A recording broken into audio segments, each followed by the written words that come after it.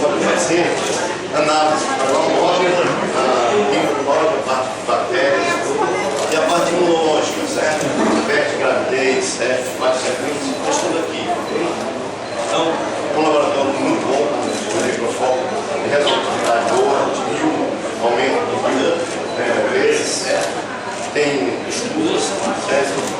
Microcentrífuga, macrocentrífuga, banho-maria, então todos eles material necessário para as práticas da micro, da imuno, como também da parasitologia, ok?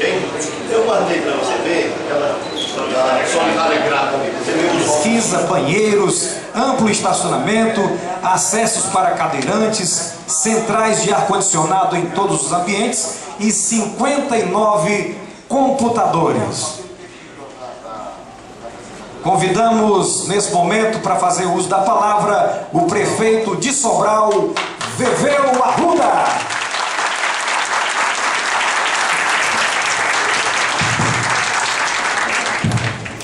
Bom dia a todos os presentes. Eu cumprimento com muita alegria o nosso querido governador Cid Ferreira Gomes, é uma referência para todos nós, para mim, para todos nós. Cumprimento o ministro dos Portos, Leônidas Cristino, está lá colaborando com a presidenta Dilma, o nosso magnífico reitor, professor Colácio, o Arruda Bastos, nosso secretário de Saúde, Almir, secretário adjunto de Ciência e Tecnologia, o Padre Gonçalo, aqui representando o nosso bispo, Vanderlin, o Gerardo Cristino, diretor da Faculdade de Medicina da UFC, presidente da Câmara, João Alberto, Carlos Hilton, secretário de Saúde do município de Sobral. Essa inauguração desse equipamento aqui do Centro de Ciências da Saúde, ele assim, chama a nós todos para observar Essa breve fala, senhor governador, tem 3 pontos. Um é a relevância desse momento. Segundo é como essa obra começou. E terceiro é a importância dessa obra para o Sobral, para a UVA e para o Estado. Há uma dupla relevância. Inicialmente é necessário destacar a dupla relevância deste momento. De um lado, a inauguração de obras físicas e de outro, a formação de pessoas por parte do governo do Estado. Com efeito tão importante quanto fazer obras é formar pessoas. Melhor ainda é fazer as duas coisas, construir e formar, como está fazendo o governo do Estado através da Escola de Gestão Pública da CEPLAG. Na UVA, em 2011, cerca de 50 gestores nossos já foram treinados pela EGP, Escola de Gestão Pública, em funções específicas de gestão e controle. A diretora Lena, aqui presente, doutora Lena, encontra-se aqui para lançar hoje um programa de pós-graduação em gestão pública, que faz parte do programa de formação de gestores públicos do governo do Estado. Este programa visa munir os executivos do Estado de adequadas competências, vale dizer...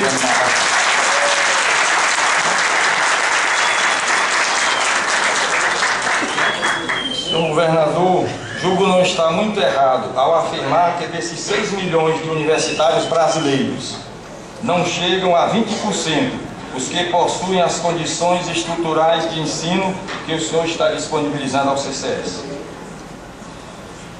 Pesquisas do âmbito mundial confirmam que não há uma relação nexo causal entre aumento de salário e melhoria da qualidade do ensino. Mesmo com um aumento de 100% em 3 anos e meio, como Vossa Excelência fez com as universidades estaduais. Contudo, os investimentos no CCS de 5 milhões e 173 mil e nos outros campos de 15 milhões 428 mil, etc., obrigam moralmente professores e alunos a aproveitar ao máximo a qualidade dos meios disponibilizados para a efetividade dos fins: melhor ensino, melhor aprendizagem, melhor atuação profissional, melhor inclusão social, mais cidadania. Como não é o vento que dá direção ao barco, mas a posição da vela, esses investimentos. Da Câmara, vereador João Alberto, em seu nome, abraçar a todos os amigos vereadores que se fazem presentes, cumprimentar o doutor Quintino. Cadê as palmas?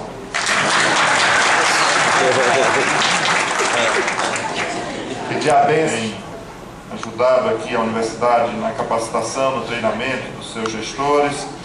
Cumprimentar a doutora Maristela, diretora aqui do Centro de Ciências da Saúde da UVA. Cumprimentar o doutor Gerard, diretor do curso de Medicina da Universidade Federal. Aqui as presenças do prefeito Fonteles, da Meruoca, que vai fazer uma festa grande, agora lá o Festival do Inverno, é isso que chama? É assim que chama? Em junho. Ivan Lins, quem é mais para fazer a propaganda aqui? Sério, é o Ivan Lins que vai? Não. Quem é? Oswaldo Montenegro, tudo é pra ver. Como fosse humano. Cumprimentar o prefeito Zé Almir de Groaíras, abraçar as meninas da melhor idade.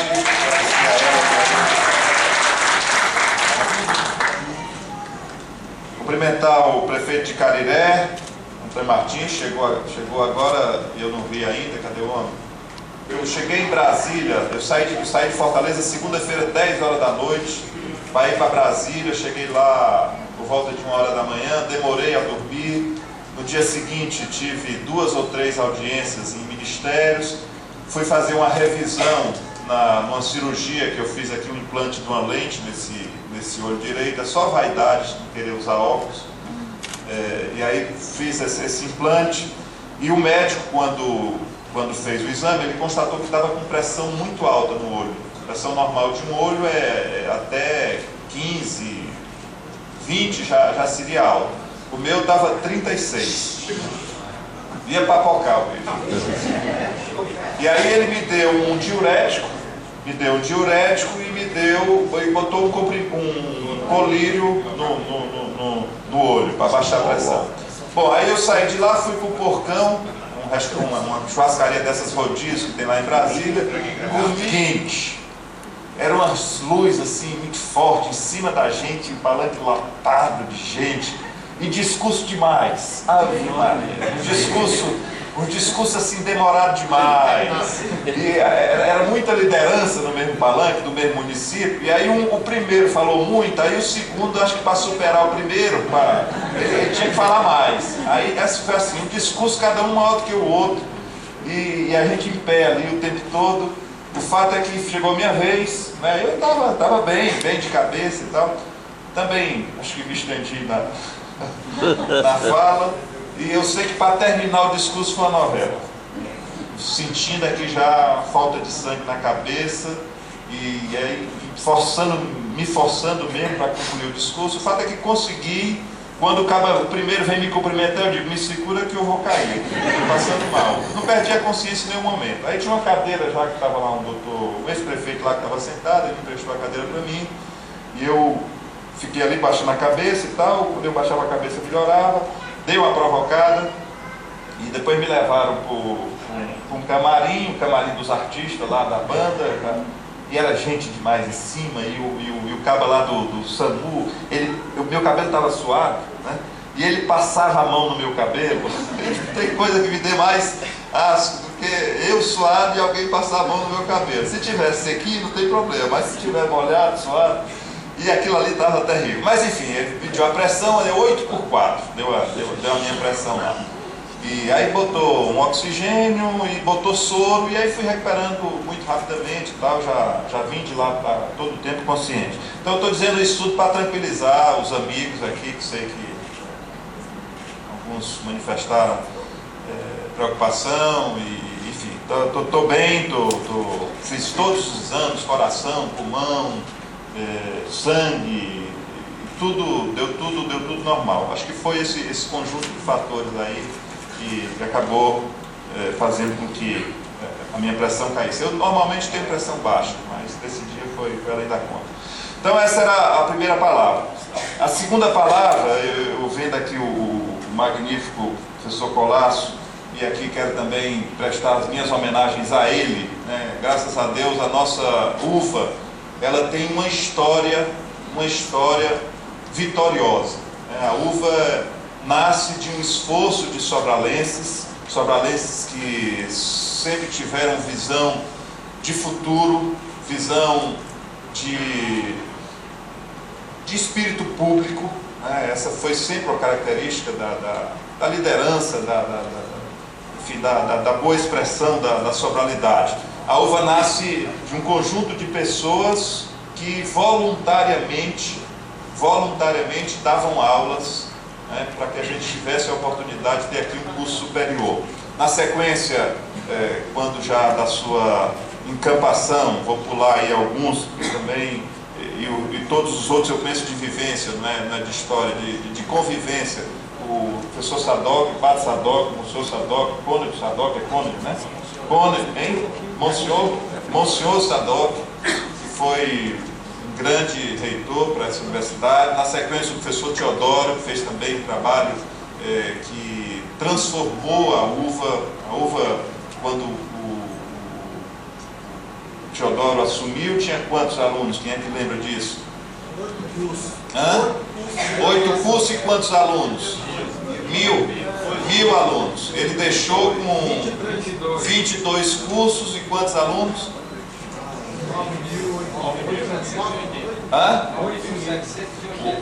Ele, não, quando o Teodoro saiu, 6.000 alunos. E o professor Colasso, nesse curto tempo em que está aqui à frente,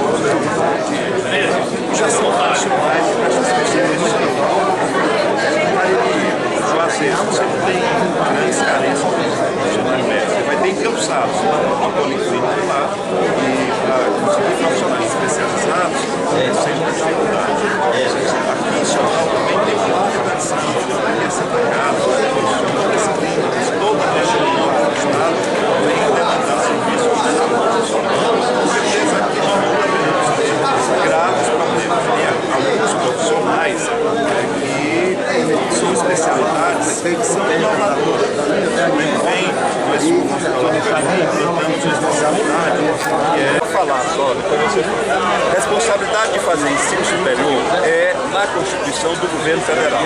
Na omissão histórica do governo federal, o que é que o Estado, fui eu, governos anteriores fizeram?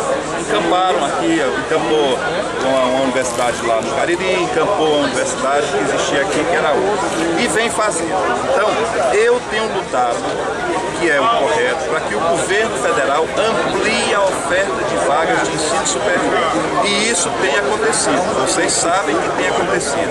Tanto que o governo federal tem ampliado a oferta de ensino superior, é verdade? Ultimamente, claro que é, tanto pelos campos, né? Plural de campos é campo. Pelos campos da Universidade Federal, tem um aqui, tem um no Cariri e tem um no Sertão Central, e todos eles têm ampliado. Estava vendo aqui os dados, a UFC aqui já tem, a UFC já tem 1.300 alunos, certo? Está ampliando. A gente sabe que tem cursos novos que, na medida que vai passar para o semestre, o quarto e assim por diante. E o IFCE, o Instituto Federal, que também é do governo federal, está ampliando a oferta de vagas e tem aqui em Sobral já 1.200 alunos do IFCE. Não. Bom, aí o que que é que eu sempre disse desde o começo? Eu não deixarei que que as universidades se acabem. Eu quero que elas estejam bem, e isso aqui é uma prova, né? Isso aqui vocês sabem como é que era, um lixo. Isso aqui era um centro social urbano que foi feito pelo Jerônimo Prado, foi prefeito de Sobral em 1970. Né? Pronto, nós fizemos uma estrutura nova, os laboratórios são o que há de melhor, foi feito. Aqui não, aqui foi o governo do Estado, isso aqui foi o governo do Estado, nenhum tostão do governo federal, 100% do governo do Estado. E tudo, a construção e os laboratórios, 100% do governo do Estado. E eu disse o seguinte, havendo uma aposentadoria de professor, a gente repõe. Agora, eu não vou aumentar a quantidade de professores. O que tinha antes, eu mantenho. Certo? Então, assim a gente tem feito. Sempre que tem, de vez em quando ele leva lá para mim. A UVA tem um concurso, sempre que tem um aposentado, um desistente, não sei o que tal, a gente imediatamente repõe esse professor. Não sei se o Colasso está por aqui. Quantos foram repostos no meu governo? No meu governo, quantos professores foram repostos no meu governo? Efetivos? Não, repostos. Entre efetivos. Não, a gente quer efetivo, ninguém quer ser professor. No meu governo. Substituto. Então, no meu governo. Substituto não se, Minha querida, deixa eu dizer. não se dedica à universidade. Veja, o número de estudantes nós aumenta não vamos e a gente não tem nós não professor. vamos conseguir aqui Eu não tô entrar numa discutindo, discussão eu só conversando aprofundada com de. você. Não, discutir no bom sentido, não é no mau sentido, não. Discutir não é necessariamente uma coisa ruim, não. Não é bater boca, não. Discutir é você ter uma opinião e eu tenho outra. Isso é um assunto que não vamos conseguir aqui chegar a um consenso. Você diz, o substituto não tem qualidade, o titular tem. Então há controvérsias em relação a isso. Nós não vamos chegar nessa coisa. O que eu quero deixar bem claro é o seguinte. E os direitos trabalhistas deles também são diferentes. No meu governo, não diminuiu um só professor na Então já era universidade. pouco antes do seu governo. Já era pouco antes. O nosso curso de engenharia só tem 3 professores Porque o efetivos. ideal é que o governo 3 professores federal, a gente efetivos. mantém esse aqui e o governo federal vai ampliando a oferta. Porque ensino superior, a responsabilidade... Não, eu não quero prejudicar ninguém. O que existia, continua existindo, eu não prejudiquei ninguém. De transporte, de gerenciamento. Restaurante universitário. Eu vou agora, esses dias, sentar com os reitores para definir a quantidade de investimentos, que vai ter de investimentos, como eles decidirão. Eu recomendo ao professor que faça uma discussão aí com a comunidade. Professores, alunos, sim, fizeram a discussão, E os arrios. já está definido. E o nosso restaurante universitário. Olha, essa coisa depende da prioridade que cada comunidade acadêmica faz. Não sou eu quem decide o que é que vai fazer aqui. Eu quero só lhe dizer que não sou eu quem decide o que é que a UVA vai. Eu agora acabei de pedir licença para ele, contei até uma história do Michelangelo, que o sapateiro não deve além do sapato, para sugerir a ele que faça um projeto para reformar, reconstruir o CCH, o campus lá do Jumbo. Então, mas eu estou me metendo. Isso quem decide são vocês, a comunidade acadêmica. E olha, e aí, deixar quanto a professores também é o seguinte, no meu governo não diminuiu nenhum, não tem um a menos do que tinha antes. Eu quero só deixar claro que eu não posso ser penalizado por problema que já existia há 30 anos, certo? No meu governo não diminuiu um só professor, pelo menos é essa a minha, não é a responsabilidade do Estado ampliar. Aí vai jogar para outro, sempre pra outro. Não, Santa, nós vamos fazer o seguinte, nós vamos cobrar mais do governo federal, que abra mais vagas. Nós vamos cobrar, rapaz, vamos cobrar. Você disse que aumentou vários custos. Não, eu não disse, eu não. O governo federal. Inclusive o curso de letras está fechando, vai fechar o curso de letras. O governo federal é quem tem na Constituição, a Constituição diz o seguinte: ensino infantil e ensino fundamental, responsabilidade da prefeitura. Ensino médio, responsabilidade do Estado. Ensino superior, responsabilidade do governo Mas por federal. que os estados anteriores pegaram a universidade e eles não Porque queriam? os governos federais não faziam. E aí tinha demanda, o governo federal não Agora fazia. pegou e vai devolver para Não vou devolver, sabe? Nós estamos mantendo, nós estamos mantendo os cursos e a quantidade de professores elevadores que já existia. Só para não correr o risco. Somente a quantidade de curso e capacidade de estudantes. É mesmo que o professor falasse. Quantos cursos foram inaugurados e aumentar a quantidade de vagas na gestão do professor? Porque isso é um problema. A universidade, ela é autônoma, ela tem autonomia, mas ela não tem financiamento. Então, é muito comum. Veja bem, lá na UES, o reitor anterior, e a determinação do governador na época, era eu, resolveu fazer uma reforma da física e da química. E depois a química daquele terreno, é certíssimo. Você, vamos lá, na sua casa, né? Na sua casa, então você chegar para sua mãe e disser, mãe, eu fiz um crediário do carro e a senhora vai ter que pagar agora e o restante 50.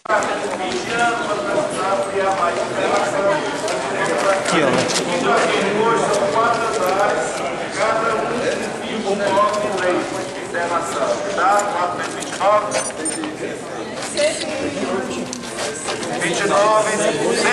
116 leitos de internação.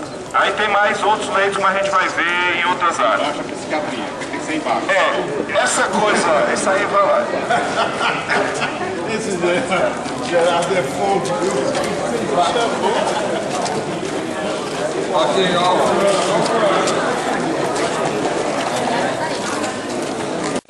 Ali, na mochila, ali em cima.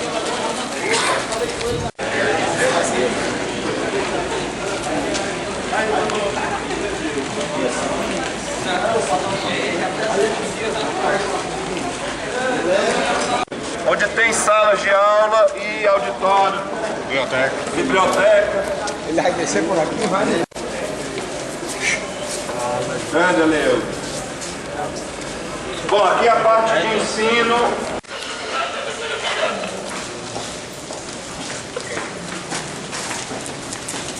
Saindo aqui do auditório, nós vamos ter um espaço. Essa aqui é a biblioteca da área de ensino. E tudo aí para frente é área de utilidades. São os equipamentos que tem que ter para que funcione ar-condicionado, gás, enfim, toda a infraestrutura do hospital. É nesse andar superior aí.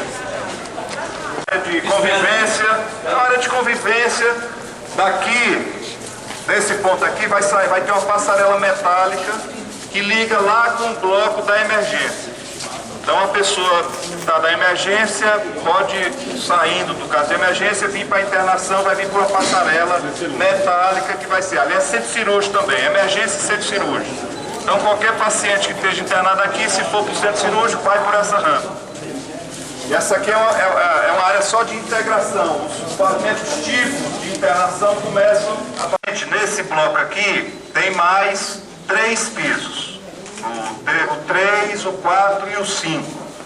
São todos iguais. Então, daqui para cima é tudo igual ao que a gente está aqui. Eles são padrões da seguinte forma. Aqui, um posto de enfermagem que cuida de todo o andar. Para esse lado aqui, nós temos do lado esquerdo apoio, né, farmácia, pequeno laboratório e tal, e à direita as enfermarias. As enfermarias são padrões, iguaizinhas, cada uma delas tem espaço para 4 leitos. Aí são 4 enfermarias aqui e 3 enfermarias aqui. Cada uma com 7, né? São 7 enfermarias, cada uma com 4 leitos. E tem mais um leito de isolamento, que é esse primeiro aqui à esquerda, que tem um vidro ali, que é para pessoas que possam ter algo contagioso e que tem que ficar infecciosa, que tem que ficar isolado. Então nós vamos entrar aqui na enfermaria. Né? Detalhe, Geraldo. Tem 2 elevadores aqui, ó. E aí neste elevador no meio vai ter uma divisória. Então as pessoas que vão entrar, visitantes, esperam ali fora sentados com a recepcionista. Esse elevador é interno, aquele é externo.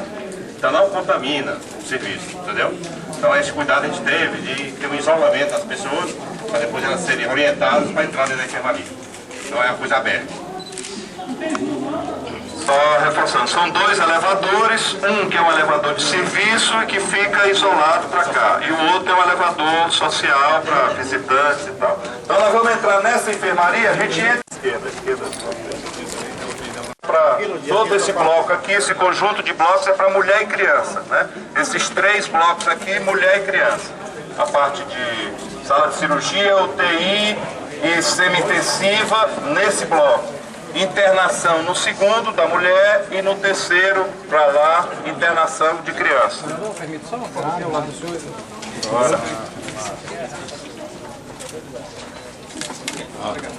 Então, a cirurgia precisa ficar ainda 2, 3, 4, 5 dias internada, é nesse bloco aqui que a gente vai ver em seguida. E aquele bloco lá, internação de crianças até 14 anos. Lembrando que UTI é lá, naquele bloco, mas quando saiu da... Vai ser uma seleção, não é um concurso público. Concurso público é quando é funcionário estatutário. No caso aqui vai ser funcionário CLT e eles vão ser funcionários do Instituto. E o Estado paga ao Instituto. E aí é o seguinte, na preocupação com as pessoas com bom atendimento, se o profissional, seja ele um zelador, ou um enfermeiro ou um médico não fizer um bom serviço, não tratar bem as pessoas, ele é demitido sumariamente. Não tem conversa de abrir processo, inquérito administrativo, 1 ano, não sei o que e tal. É CLT, aviso prévio, 30 dias, se o cara não está dando conta do recado, em 30 dias ele está no olho da rua. Porque nós vamos fiscalizar para que a população seja bem atendida aqui. Porque muitos dos problemas na área da saúde é o mau atendimento por parte dos profissionais. Isso é uma coisa que a gente quer mudar com esse novo modelo de gestão. Mais alguma outra pergunta? Como é que faz para sair daqui? Só lembrar, se você foi ali, está John Sanford, ali em frente está John Sanford, né? Beleza. Mas nós vamos, acho que sair pegando aqui à direita e vamos sair lá pela Assunção. Alguma outra pergunta? Vamos tirar a foto, todo mundo, né? Vamos tirar uma foto. Alguma pergunta? No question. Parabenizar você pela participação. Obrigado.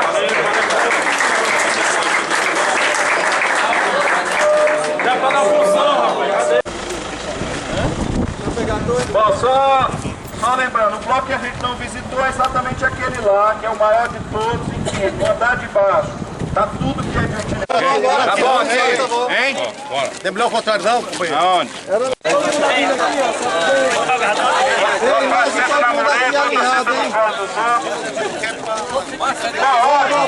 mundo que tem máquina aí que tá no grupo, venha pra cá que a gente bate e depois você pega na internet, não precisa se preocupar.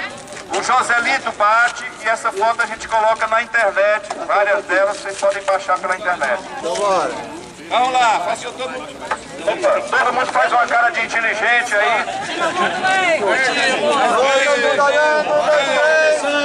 Vai, mais, agora. Tá vivendo aqui? Tá todo mundo sendo visto. Tá todo mundo sendo visto. Bora, Maninho, bate assim. Bora, Maninho.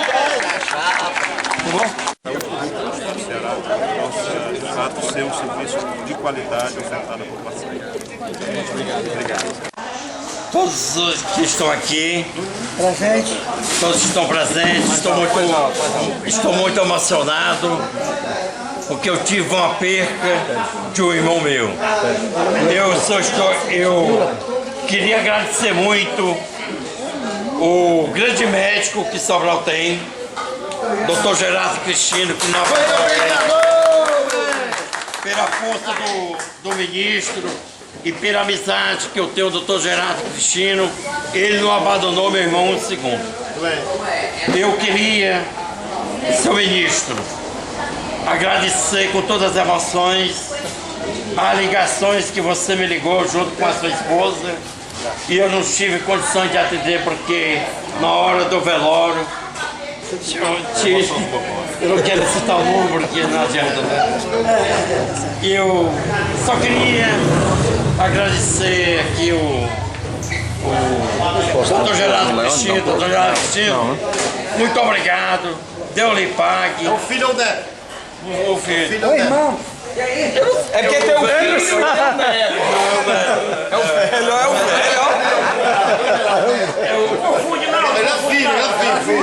Vamos pra frente. Gerardo Filho. Neto é outra coisa. Outra coisa. Queria agradecer também a ajuda do ministro, da minha ex-primeira-dama, que hoje se encontra aqui, a presença do vereador Zezão, a presença do Cacá. Teu vereador, é o Cacá? Eu não posso dizer agora. Isso! Para me dizer realmente que é meu candidato a vereador, eu tenho que conversar com o Dr. Gerardo Cristino, com o Leônidas e com o Ivo Gomes. Aí eu vou me dedicar, que é meu vereador. Até hoje eu me encontro numa situação política. Me encontro neutro, mas trabalhando pelo meu distrito.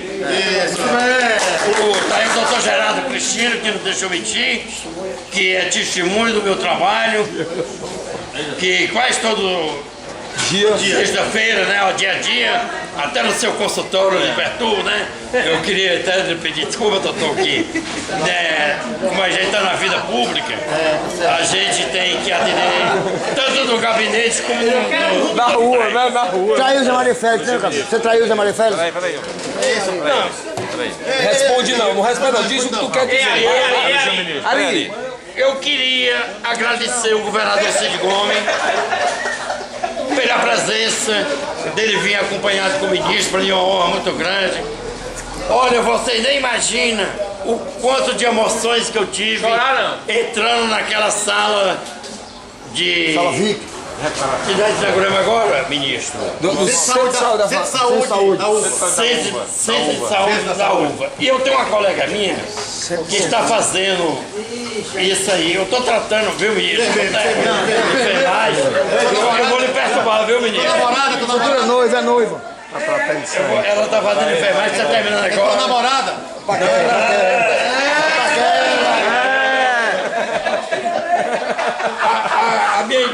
Eu quase caía numa depressão, como você saiu da prefeitura.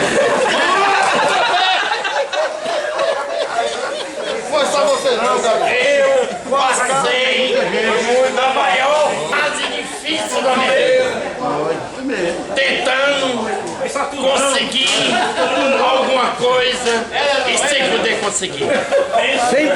Aí eu cheguei ao ponto, meu Deus, o que é que eu vou fazer? O que é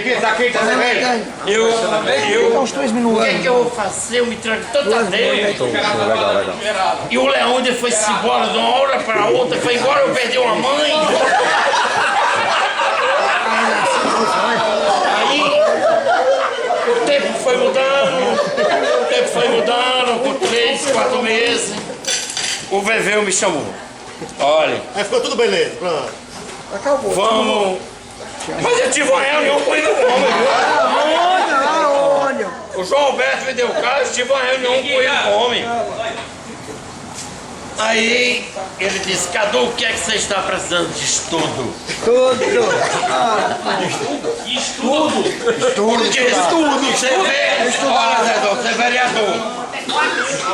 Você é vereador. Você perdeu um vereador no distrito e ficar só ao lado de um cabo eleitoral batendo nas costas de um secretário, de um prefeito. Resolvo hoje, resolvo amanhã. E eu passei 6 meses nessa vida. Tá tudo bem. Pode até existir, eu fui até...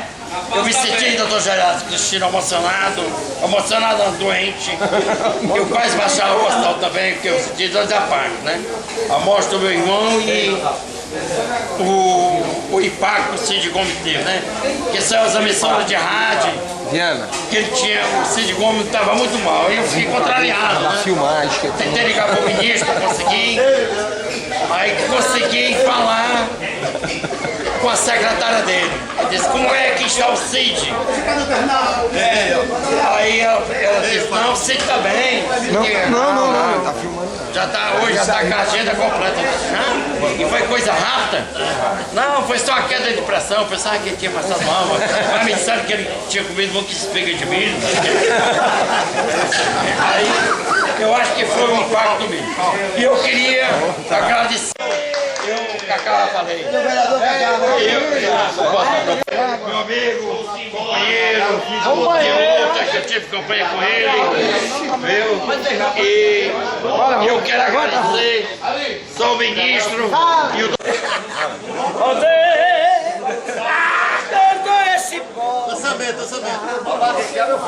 De joelho,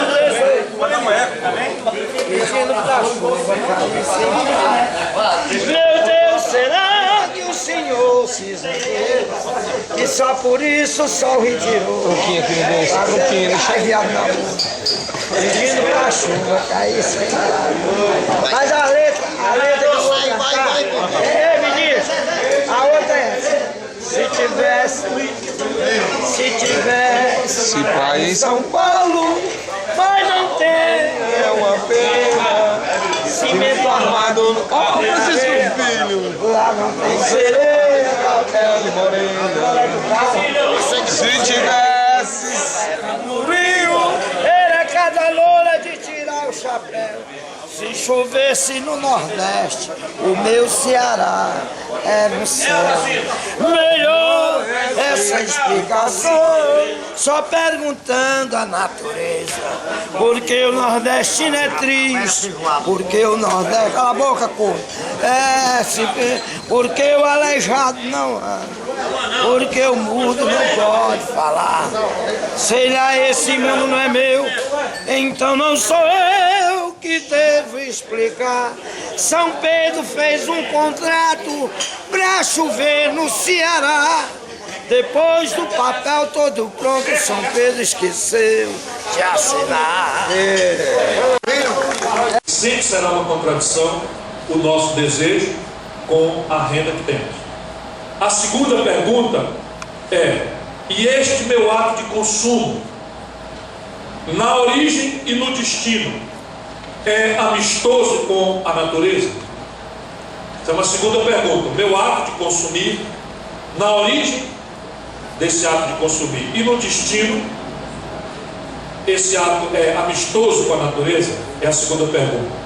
E a terceira pergunta é ainda mais simples, mas é complexa demais nas consequências. E acho que começa essa reespiritualização. Terceira pergunta é: a quem aproveita o meu ato individual de consumir? Meu ato econômico de consumir, a quem aproveita economicamente? Por exemplo, esta segunda pergunta já está começando a ter relevância estratégica na gôndola dos supermercados europeus. Isso é uma má notícia para os modos tradicionais de produzir no Brasil. Você já chega no supermercado europeu, como é que chama? Não é bancada? A prateleira de alimentos orgânicos e que não tem embalagem não biodegradável, está crescendo. A cada ano que eu tenho a oportunidade de ir na Europa, eu gosto de visitar, e você vê a prateleira está crescendo. Significa que cada vez mais pessoas estão perguntando quanto custa e estão optando por uma coisa um pouco mais cara, porque responde bem a segunda pergunta. Aquele coisa orgânica é na origem e no destino, né, amistoso com a natureza. E o terceiro, né, que já começa a aparecer na humanidade, é a quem aproveita o meu ato econômico de produzir. Nessa terceira pergunta, você será capaz de comprar uma coisa mais cara, feita na confecção de frecheirinha e vendido na feira de aprazível, em detrimento de uma coisa mais barata, made in China. Por quê? Você vai fazer uma opção em que o seu lado de consumir tem que aproveitar um semelhante seu que esteja precisando mais do que uma mega fábrica por aí afora. Portanto, uma nova espiritualização, sim, mas vamos começar por essas três perguntas.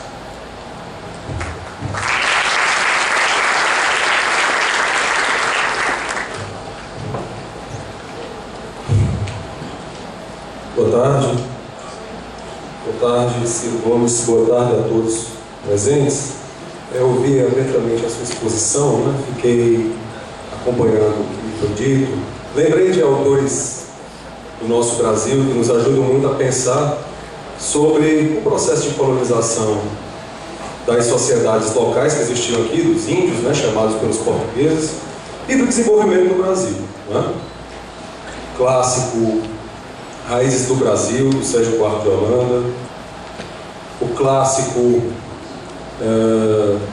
Casa Grande e Senzala, do Gilberto Freire, que por sinal era bacharel em Direito e se tornou um grande sociólogo e antropólogo também. Lembrei aqui também de um outro autor clássico, que é o Florestan Fernandes, inclusive a época que o senhor esteve no governo do Estado, né, ele era deputado federal, né, pelo Partido dos Trabalhadores, patrono da sociologia brasileira. Além desse, o Caio Prado Júnior, com a sua história econômica do Brasil, com a sua análise sobre a formação social do Brasil pela economia. De fato, a nossa sociedade é uma sociedade muito hierarquizada e muito autoritária. Surge não de uma relação harmoniosa, de fato, né, entre, digamos, as chamadas 3 raças, né, como diria lá o Gilberto Freire. E o Darcy Ribeiro, no livro O Povo Brasileiro, mostra que, na verdade, o nosso povo vai se formando com conflitos. Na sua fala, você deixou sempre claro que há conflitos na formação do Brasil, explicado por você hoje aqui pela economia. E isso me faz pensar o seguinte, olha, tivemos um Estado desenvolvimentista, que começa no século XX aqui no nosso país. Nós temos uma visão de que a indústria vai salvar na nossa vida, e sobretudo a nossa vida. Quem é que está pensando assim? São as elites, como você pôs. São as elites econômicas, são os donos das terras, distribuídas da forma que você explicou antes, não é? Chamada de sesmarias. Não é isso? Exatamente. Sesmarias. E depois grandes latifúndios que vão ficar na mão de um pequeno número de pessoas. Então nós vamos pagando um preço por acreditar que a industrialização vai transformar o Brasil numa potência econômica, política, né? Mas, sobretudo, vamos pagando o preço dessas nossas elites entregarem o Brasil para o capital internacional. Porque as elites, não mexendo comigo, tudo bem, o pessoal pode continuar pobre, pode ficar cada vez mais pobre. Agora, não mexendo comigo, que faço parte dessas elites econômicas e políticas, está tranquilo. Diria o Florestan Fernandes no livro A Revolução Portuguesa no Brasil. Não com essas palavras, né? Mas certamente é isso que ele nos mostra ali. E eu ouvi, né, a sua exposição, fiquei pensando assim, mas quem é que paga o preço dessa industrialização que não deu certo, desse desenvolvimentismo que não deu certo, dessa sucessão de governos, não é, de grupos políticos, não é, se renovando ao longo do tempo, no século XX? Quem paga esse preço, afinal? E aí você mesmo, na sua fala, disse, olha, o Brasil está entre os países mais desiguais do mundo inteiro. É o mais desigual. E aí eu ouvi, há pouco mais de 2 meses, uma revista da Sociedade Brasileira para o Progresso da Ciência, chamada Ciência e Cultura, da SBPC, a nossa sociedade aqui do Brasil, com uma matéria muito interessante, abrindo a caixa preta das classes abastadas. E uma outra matéria que dizia o seguinte: riqueza e pobreza, irmãs siamesas, a história da desigualdade socioeconômica no Brasil. Isso agora. Quem foi que publicou pesquisa, quem foi que desenvolveu pesquisa sobre esse tema, né? Geralmente, quando a gente fala de desigualdade, a gente olha para os pobres, né? As pessoas pobres. Mas os pesquisadores da Universidade Federal do Rio Grande do Sul, capitaneados por um grande professor lá da URG chamado Antônio Davi Catani, se infiltraram nos setores dessas elites econômicas, como pesquisadores, e conseguiram, né, descobrir que essas elites econômicas e políticas são as que menos pagam impostos, são as que não pagam impostos. Então a pergunta, em princípio, vem dessa constatação, que relaciona política, economia, a nossa história e o direito que nós temos. Inclusive o direito relacionado à tributação, aos impostos, que deveriam, não é, ser direcionados para uma série de atividades essenciais, serviços essenciais, como nossa Constituição prevê, e por conta de maus políticos, como você mesmo colocou, acabam não indo para esse lado. Então, diante do dado de que 1% da população do Brasil concentra mais de 90% da riqueza produzida, de acordo com essa pesquisa, é interessante, inclusive, que todos nós vejamos, para saber qual é desses pesquisadores, de onde é que eles vêm, o que eles estão apresentando, a partir de quê. Essa pesquisa foi divulgada recentemente e, inclusive, os pesquisadores, né, que desenvolveram o estudo foram premiados pelo Conselho Nacional de Pesquisa e Desenvolvimento Científico e Tecnológico, que é o CNPq, em 2011. É recentíssimo, é de agora. E de acordo com essa revista, já disse, né, a matéria, etc., vindo lá, né, sobre o trabalho desses pesquisadores, 1%, né, dos chamados super ricos, não são só ricos, né, são super ricos que não moram no Brasil, que geralmente não têm residência fixa aqui, que está sempre com mobilidade pelo mundo, 1% da nossa população ficaria com mais de 90% da riqueza. Então, diante disso, diante desse dado, né, novo, né, dessa pesquisa, inclusive intitulado o livro lançado ano passado dela, pelo que vi já foi atrás até, Riqueza e Desigualdade na América Latina, o organizador do livro Antônio Davi Catela. Então, diante disso, né, esse dado dessa pesquisa não estaria relacionado a quem paga a conta do que não dá certo no nosso país, que são as classes economicamente menos favorecidas, os pobres, né? De fato, as pessoas pobres com essa ânsia de consumo, de querer o bom, o bonito e o barato, né? E em muitos casos, né, beirando ao ponto de entender como felicidade ter um prato de comida e uma casa para morar. E aí nós temos essas contradições todas. Eu queria que você, por favor, falasse a respeito disso e respondesse essa pergunta, se possível. Como toda pergunta brilhante, traz a semente da resposta. Eu só queria somar ao lado desses grandes intelectuais um que tem uma influência central na minha percepção do Brasil, ao lado desses aí, que é o Celso Furtado. Eu tive o privilégio de ser amigo do Florestan Fernandes, e sou muito amigo do filho dele e tal. Enfim, acompanhei a agonia dele final. Foi professor do Fernando Henrique. O que o Fernando Henrique tem de sociólogo foi o que deu, o resto é traição. Deixa eu ver aqui. O dado do IBGE, o dado oficial do IBGE, que me permite afirmar que o Brasil é a mais desigual das economias organizadas do mundo, reafirma esta aberração. 1% dos brasileiros são detentores de pouco mais de 40% da riqueza do país, enquanto 40% do povo brasileiro é obrigado a viver com menos de 5% da renda nacional. Este é um dado que não tem precedente no planeta. Você vai encontrar uma estatística falaciosa parecida em alguns países da África subsaariana, mas lá, se você fizer a divisão do bolo per capita, remanescerá uma sociedade pobre, o que não é o caso brasileiro. Se nós repartíssemos por igual a metade da renda nacional, restaríamos uma sociedade de classe média acima. E evidentemente nós temos que ver qual ideia defendemos, e eu respeito muito quem defende ideias diferentes das minhas com convicção. Eu compreendo, na minha compreensão submissa ao debate, que a propriedade privada dos fatores de produção parece ter se demonstrado como o meio mais eficaz de garantia de retorno na alocação de recursos escassos. Isso é um raciocínio de economia. Porém, é da minha convicção de que a propriedade privada dos meios de produção deixada livre produz, por definição, inequidade. Portanto, a economia política que eu advogo é aquela que as pessoas resumem a um slogan tão barulhento quanto vazio, se você não traduzir isso com institucionalidade prática, o socialismo democrático.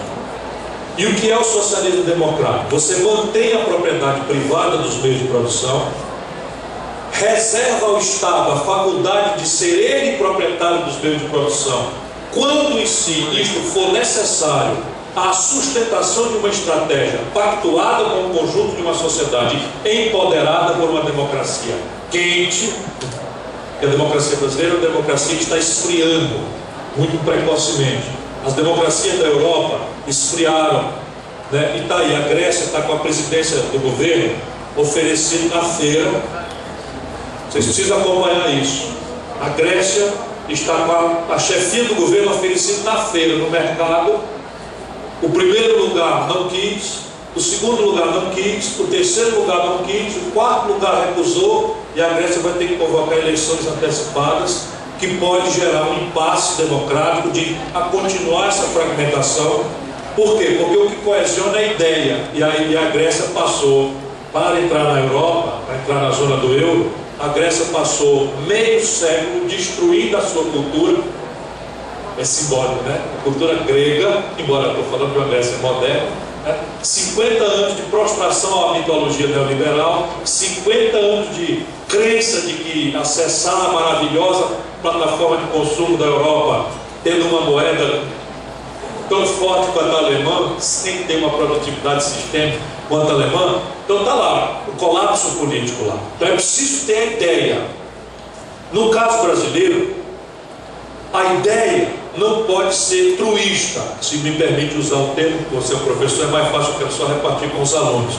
Não basta dizer que nós temos que distribuir renda, não basta dizer, porque cada movimento prático para fazer isso encontra a sociedade fragmentada e lutando contra seu próprio interesse. Eu fui deputado federal uma vez para nunca mais na minha vida, se não mudar essa lógica. Todos os outros mandatos eu tive grande prazer, grande honra, fui assim, o melhor avaliado do país e tal. E eu, como deputado federal, fiquei contando os dias para ir embora do Brasil. Estava a minha frustração. Por quê? Porque eu assisti num dia, o Senado Federal, atendendo a um clamor de uma fração ativa das nossas elites, revogar a CPMF. Eu fui para a tribuna, fiz um discurso, ninguém prestou atenção. A sociedade brasileira, nós não fizemos nada. A Fiesp fez comício com Zezé de Camargo e Luciano para falar mal da CPMF, que é uma contribuição provisória sobre a movimentação financeira, que mexe só com quem está bancarizado e só arrecada de quem movimenta muita grana. Não tinha nem sequer um efeito relevante, embora fosse muito relevante num país de miséria na saúde, miséria na educação como o nosso. A arrecadação não é tão grave, mas a fiscalização da evasão fiscal do baronato brasileiro. Revogaram no Senado num dia, ninguém no Brasil abriu a boca contra, para defender a CPMF. 6 dias depois, o mesmo Senado votou a regulamentação da emenda 29, que determina um incremento de receita para a saúde pública, vinculando receita dos municípios e dos estados e da União. Votaram a favor, ninguém no Brasil falou mal. Percebe qual é a lógica? Se você não tem a sociedade compreendendo a política como o espaço vital para seu destino, nós somos induzidos à expressão coletiva do individualismo. Individualmente eu gasto meus 10 minutos no meu Facebook, eu confesso, eu gasto meus 10 minutos diários no meu Facebook, mas eu leio bastante, eu quero saber o que está acontecendo no mundo e tal. A meninada do individualismo está indo para o Facebook para tornar cética até a relação interpessoal. Ou MSN, que eu tenho também, esse eu entro dentro, mas tem lá também, né? Quando você torna o coletivo do individualismo, é a fragmentação ou o corporativismo, que não é socialismo, não é comunidade. A fragmentação é o seguinte: os lobistas da saúde fizeram um movimento e mexeram no Senado. Os lobistas da revogação de um tributo que só incidia e era discreto sobre os ricos se movimentaram e mexeram no Senado. E nós outros que não somos desse fragmento não temos nada com isso. Por que eu estou falando com tal extensão? Porque é a inteligência da sua pergunta. Tudo o que precisa ser feito no Brasil será feito contra uma minoria ativa, organizada, informada, que tem sindicato, que bota o retrato dos políticos nos outdoor para fazer lobby, pressão, constrangimento, que tem a imprensa para usar moralismo a serviço da imoralidade. Essa revista Veja, por exemplo, é campeã. Ela estampa 1000 denúncias para defender uma grande imoralidade da qual ela faz parte. Eu tenho os números, eu tenho assim, a cópia do Diário Oficial, a revista Veja recebeu 100 milhões de reais, tipo um mensalão, do governo de São Paulo. Isso é muito mais dinheiro do que o tal mensalão que disseram do PT, que embora o PT fez, eu acho que tem que pagar os dois. Porque quem tem a responsabilidade de mudar, não pode ter rabo de palha. Minha raiva do PT é essa. Não é todo o PT, porque tem uma parte aqui que eu gosto muito. Inclusive aqui, não, porque é decente, tem espírito público. né? Aguenta a demagogia, faz o que tem que ser feito. E é isso que vai mudar, professor. Corporativismo é outra expressão de individualismo, não é de coletividade. Então, por exemplo, a polícia militar fazer greve, violando a Constituição Federal, violando a Constituição do Estado, violando o Estado de Direito Democrático e a violência legal posta a serviço do amotinamento e do terror. Todo mundo é a favor. Muito mais simpático ser a favor. Não, quem ganha um salário. Ora, quem for falar de salário tem a minha solidariedade. Quem for falar de salário tem a minha solidariedade. Porque nesse modelo que eu advogo, a participação do salário na renda nacional tem que avançar muito mais do que tem avançado, muito importantemente, nos últimos anos. Tanto que está aí a plataforma de eletrônico, bens semiduráveis, consumo durável, está tudo aumentando no Brasil, está tudo melhorando. Falta a estratégia. Agora, o corporativismo é só uma exacerbação do individualismo. O coletivo falta ser imaginado no Brasil. Tem várias cabeças imaginando, mas nós não organizamos. A esquerda está no poder e ficou perplexa. Ao chegar no poder, ficou perplexa, porque tem a tarefa de governar o dia a dia, com suas contradições, né? É contradição, você arrecada e paga, é um conflito distributivo diário. Não tem negócio de brincadeira. Aqui de fora, agora aconteceu em Fortaleza. O PT, com todo respeito, o PT entrou na justiça em 1999, quando era uma oposição ao Juraci, para proibir o Juraci de contratar professor provisório, temporário. A justiça brasileira, sempre muito séria, muito ágil e tal, decidiu agora. Aí caiu em cima da Luiziane, que está, sei lá, com 40% do magistério de Fortaleza, contratação temporária. É tudo um negócio de doido, entendeu? É tudo um negócio de maluco, no caso brasileiro, porque falta uma compreensão holística do país. No nacional-desenvolvimentismo, todo mundo sabia onde estava, ou contra ou a favor. E aí eu quero só nota de rodapé. Eu não acho que o nacional-desenvolvimentismo fracassou. É claro que você tem razão se nós dissermos, ele fracassou como um projeto de desenvolvimento, porque desenvolvimento não é crescimento, né? Desenvolvimento é outra coisa. Fracassou, como projeto de desenvolvimento fracassou. Mas o legado é muito rico. É muito diferente o Brasil ter uma sociedade, né, 15% do produto da 15ª economia industrial do mundo, já com uma classe operária que gerou o PT, o lado bom agora falando, que gerou, enfim, uma série de coisas importantes para o país, de você ter que ter como interlocução uma sociedade rural atrasada, obscurantista, enfim, que ainda mata gente porque não votou no coronel que mandou. De qualquer forma, precisamos continuar a nossa conversa.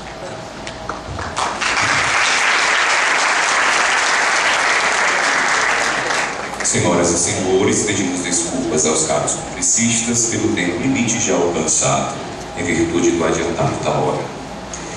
Gostaríamos neste momento de convidar, agradecemos a brilhante conferência do Dr. Ciro Gomes e convidamos a aluna acadêmica Leão Gilberto Barros Albuquerque, do 7º período do curso de Direito da Faculdade de Santo Feijão, para fazer a entrega do certificado de participação ao Dr. Ciro Gomes.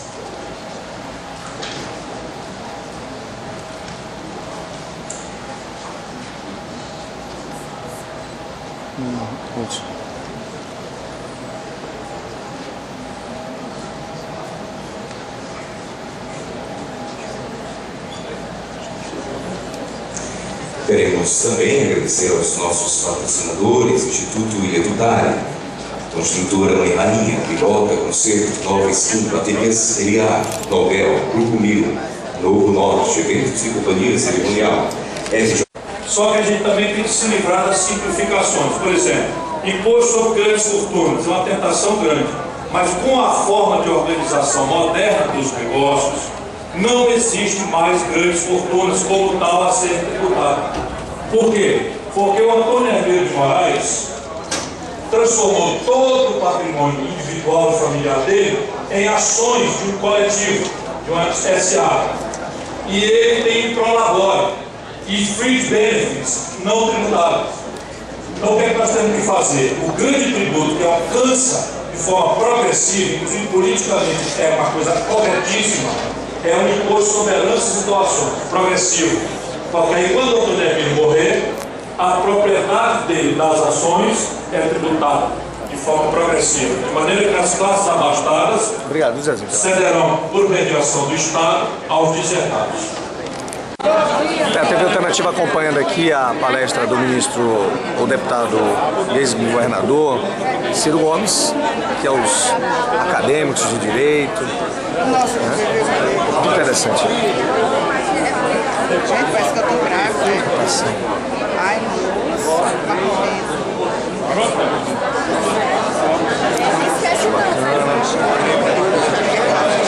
Tira sim, tira. Peça ali pro Zezinho. Zezinho, tira uma foto delas aqui, ó. Vai lá, o Zezinho.